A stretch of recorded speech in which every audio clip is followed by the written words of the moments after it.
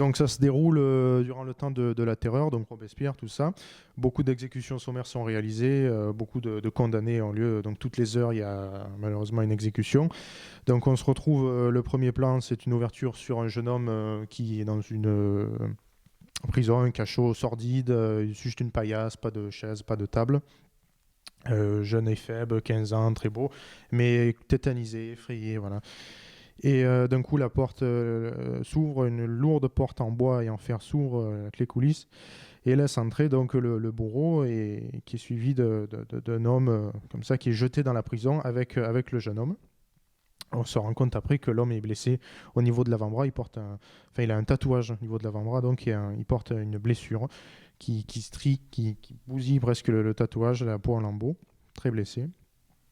Et ils vont apprendre ces deux-là à faire connaissance durant la soirée. Ils vont partager un repas ensemble et une amitié va se créer. Donc, et puis bon, ils sont dans le même bateau, donc il faut bien faire avec.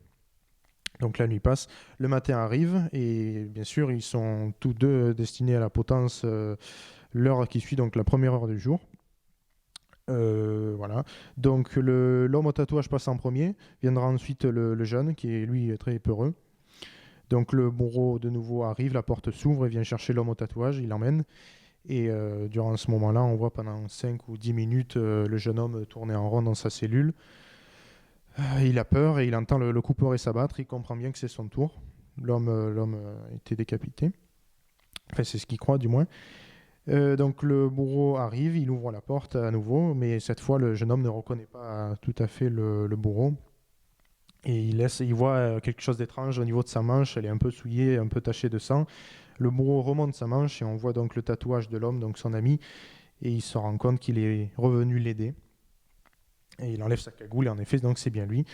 Et ils vont tous deux s'évader. Donc il va vaincre sa peur, le jeune homme, en l'accompagnant. Ils vont se faire la courte échelle tous les deux et c'est comme ça qu'ils vont réussir à sortir du cachot et donc à s'évader. Voilà.